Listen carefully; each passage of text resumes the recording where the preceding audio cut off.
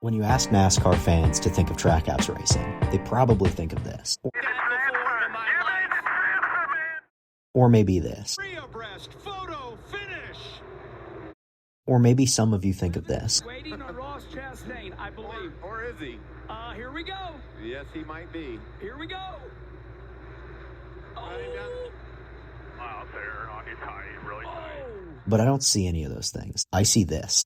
This is an Auto Racing Analytics team rankings graphic, and I'm going to use it and Auto Racing Analytics' other advanced metrics and some just common logic to show how overnight Trackhouse Racing could transform Ross Chastain from a perennial playoff contender to a deep round of 8 threat through a few simple changes. Let's get into it. Now, before I go straight into showing you what exactly I've identified as the thing holding back Ross Chastain, I want to go through each individual item and prove that he truly is the leader at Trackhouse Racing, A, and B, identify all of the things that it isn't holding him back. So let's go through this graphic piece by piece. The first piece is the speed part. This is the largest part of the graphic, and speed in Auto Racing Analytics metrics is based on median lap rank, or MLR, and we split it up into a bunch of different categories. At the top, we have non-drafting ovals, so these are all of your traditional racetracks. Then you have your intermediate tracks, pretty self-explanatory, as well as short tracks and road courses. At the bottom, you get two weird metrics that we don't put a ton of focus on, but they're worth noting. Fourth quarter median lap rank is how well a car performs in the final 25% of the race, and the best lap ranking is just that. It's a short run ranking. It's based on their best lap of the race. As we can see, Ross Chastain ranks pretty good across all of these metrics, and Suarez lags a little bit behind him. But let's just see how far those gaps actually are. If we go piece by piece of the most important metrics, we notice that Ross Chastain is inside the top 15 on non-drafting ovals and intermediate tracks in 2024. But on the short tracks and road courses, he's had a top 10 car consistently. Meanwhile, Suarez ranks in the 20s for all of these categories. Now, obviously, some of this is cars, crew chief, things like that, maybe the amount of effort being put into preparing the cars, but your closest contender and the guy who we know is running the most similar equipment is your teammate, so we're not off to a hot start. If we continue clockwise around the graphic, we come to the restarts portion. So this is the very bottom part of the graphic, and we measure restarts by two metrics. The first is positions net, and the other is retention rate. And you'll notice a huge disparity between the two Trackhouse Racing drivers here. Ross Chastain was last year's Auto Racing Analytics Restarter of the Year. In 2024, Chastain gained 87 positions on restarts, a series best. And then for retention rate, he had a 73%. Meaning that he maintained or improved his position on 73% of restarts. That's only a few points off of Kyle Larson, who was closer to 79%. He led in that category. Meanwhile, Suarez finds himself first in both categories, and on the whole of the year, he lost 47 positions on restarts. Oftentimes, people are critical of restart metrics, saying that they're influenced by other things. One thing people often try to associate is just that guys with bad pit crews usually have good restarts. But on the whole, this just isn't true. This graphic here shows, in order from left to right, the fastest pit crews in NASCAR, based on their average 10 best pit stop times. And then the size of the bar is how many positions that driver gained on restarts. If we notice, there's a trend line on there as well, showing that the guys with the best pit crews, actually towards the left of the graph, are expected to gain the most positions on restarts, which is the exact opposite of what you would expect, because you would think the guys that lose positions on pit road because they have bad pit crews would gain more on restarts. But in reality, these two things aren't related. Now, one interesting thing is that, foreshadowing, Ross Chastain is that red bar right there, gaining the most positions on restarts. We'll come back to that.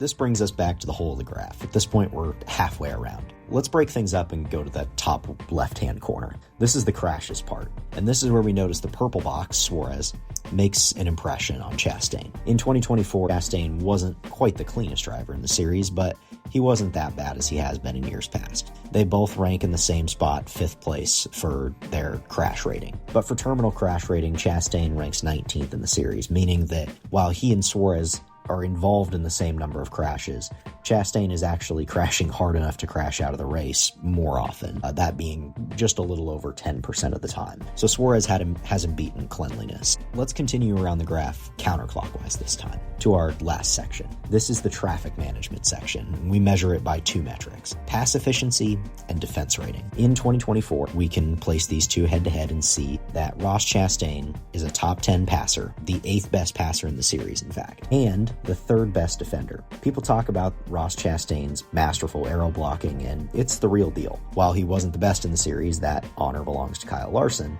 He was darn close in third place, behind only Larson and Christopher Bell. Meanwhile, Daniel Suarez ranks in the teens for both of these categories. So far in 2025, Suarez actually ranks really, really well in these categories, but it is still early.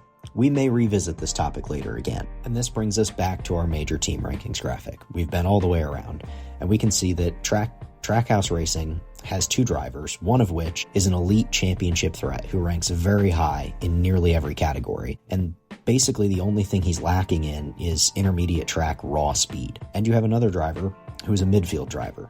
Nothing against Suarez. I don't think that he deserves to lose a Cup Series ride or anything. But objectively speaking, Chastain is your championship contender on this team. So how is it that I could possibly think that suddenly Trackhouse could jump Chastain into an elite round of 8 contender overnight? Well, there's one thing we haven't been over yet. One piece of the puzzle.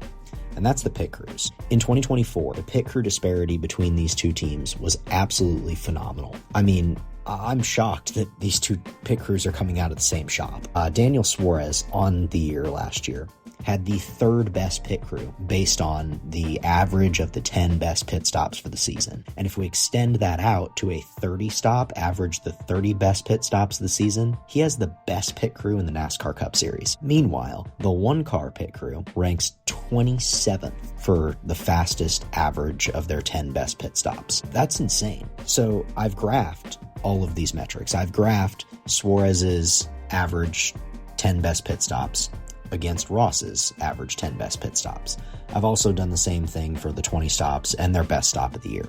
And we can see that the gap is a full half a second between these two drivers. To put that into perspective, here are two other drivers who have pit crews that are roughly half a second apart. The green bar is Eric Jones's 43 crew, which isn't exactly known for being one of the better funded, faster pit crews in the sport. They're working on it, but they're building their pit crew department right now. Meanwhile, Kyle Larson is known for having a championship contending pit crew who has won him championships before. The gap between these two teams, the 43 and the 5, roughly half a second. Same as Suarez and Chastain. In fact, I actually think the 43 and the 5 are just a little bit closer in pit crew speed. So how does this actually translate on track? Well, I don't have the time to go through and find every single interaction of how pit crews change Chastain's races or how pit crews change Suarez's races.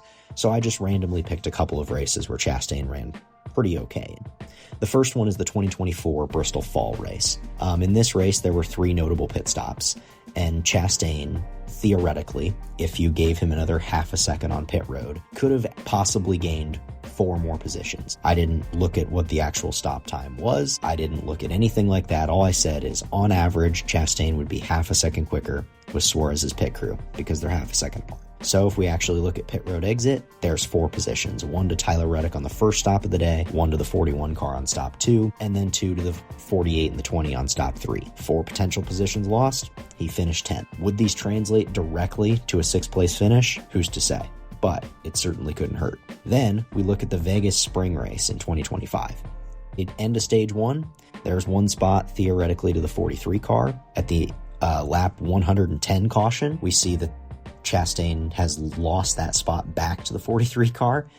And then at the end of stage 2, he's got Bubba Wallace directly alongside of him. And then the final pit stop of the day, you'll notice that he comes out just ever so barely behind Ryan Preece. So this adds up to another 4 spots lost on the day. But one thing that I find interesting, if you look up the road in that final pit stop, you do see Josh Berry just in the photo. So could have Ross gotten closer to Berry? Who really knows? But to get back on topic, Chastain lost out on 4 potential positions on pit road in this race.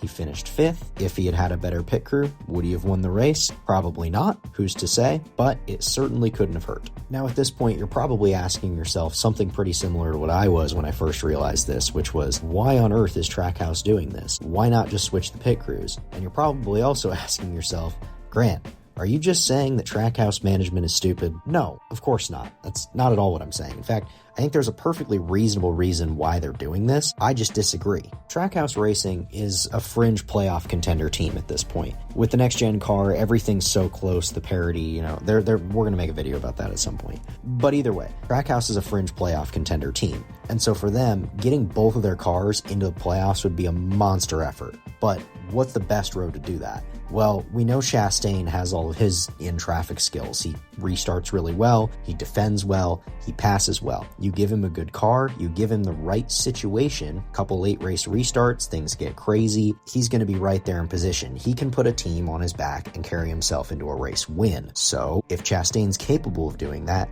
let's let him do it. If you have that kind of unwavering faith in a driver's ability, you may as well let him go get the job done. And if you think he can do it on his own, well, then if you have two pit crews, one that's really fast and one that's less fast, you may want to split them up and hand that other pit crew over to your other driver and hope that when he's having a good day and gets himself somewhat in position to potentially win a race, maybe he's running top 5, whatever, you get a late caution. Now your pit crew gets an opportunity to gain him spots that he probably wasn't statistically going to gain on that ensuing restart. Now you've put him in a better position to do a good job and bring home a victory. You're just balancing your efforts. You're trying to give both drivers a pretty decent chance of winning a race and making it into the regulars. Where my disappointment lies is with what happened in 2024. Daniel Suarez scored a victory in the second race of the season at Atlanta. So at that point, if you knew that you had one pit crew that was pretty well better than the other one, I would have swapped the pit crews right then and there to put the better pit crew on your driver who wasn't yet locked into the playoffs. Then if Chastain still misses the playoffs, obviously you give the better pit crew to your playoff team because he's going to need it. He's actually going to likely move further up the standings if he keeps advancing. But that's not what Trackhouse did. They left it how it was, and to start the season that way, I get it. I personally, if I was in charge, obviously I'm not, and for clear reasons, I would just give the better pit crew to your more likely to contend for the championship driver. But if you want to balance them, that's fine. But when one driver wins, why not give the better pit crew to the other driver that hasn't won yet?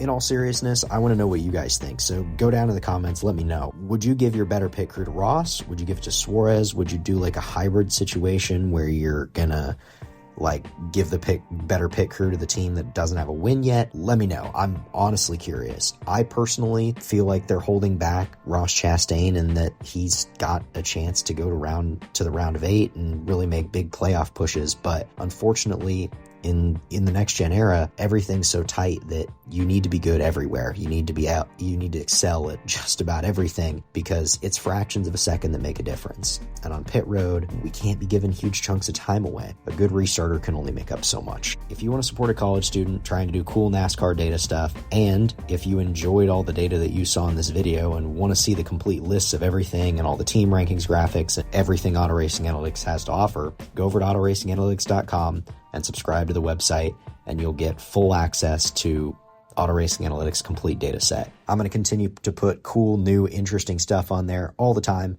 So if you want to have access to all that, that's where to find it. Thanks so much for watching. We'll see you next time.